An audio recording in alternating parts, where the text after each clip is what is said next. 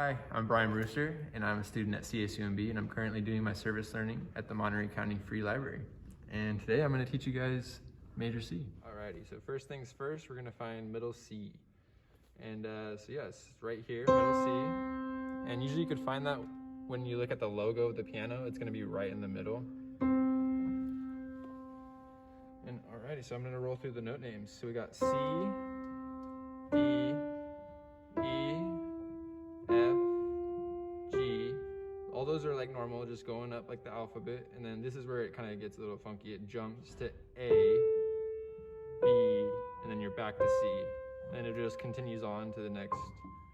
And then it also goes down the same kind of obvious way. So it goes C, B, A, G, F, E, D, C. So yeah, there's your middle C. Alrighty, so now I'm going to teach you guys the basics of chords. So a chord consists of a triad, which is 3 notes. And they're going to be separated in C major by one white key in between each note. So we're going to start with a C major chord. So we have C, skip one note, go to E, skip another note, which is F, and go to G. And then there you go, you have your major triad. And you can do this with every degree. So say we start on D. Skip a note, and then you can do any chord. And that's the basics of what a chord is. And we'll switch to back to the sheet music, and I'll show you guys what it looks like on that. Alrighty, so now we are on to staff paper. So we have these lines in between each, and these are going to be little intervals in between our notes. So on here I have the C major scale we just learned. So we begin with C, we have E,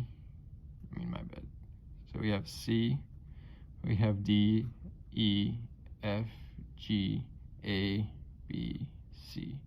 And the same thing down here, C, D, E, F, G, A, B, and then back to C. So you're probably wondering, like, why are the same notes but on different lines? So that comes into play when you have different clefs. So this is going to be a treble clef, which means up in the higher registers, so the higher frequencies, and this is considered a bass clef, and those are like the lower frequencies, low notes. One thing to keep track of these, way to keep track of these is usually the treble clefs surround the G. So you see how this little loop goes like around this little line? This line right here is G. So this is sometimes it's called like a G clef. And then with this one, you have the little line, and then in between these two dots, there's this line, and that's F. This line represents the note name F. So, and that one is usually called the F clef. So if you look at it, we have C, D, E, F. F is on that line. And on here we have C, D, E, F, G, and G, which is on that line with that G clef. And from there, you just move up one step, and you have the next note. So you go G, A. If you go down one, you have F. If you go down another one, you have E. So it's pretty self-explanatory. Alrighty, so now I'm going to teach you guys a little chord progression, a simple one.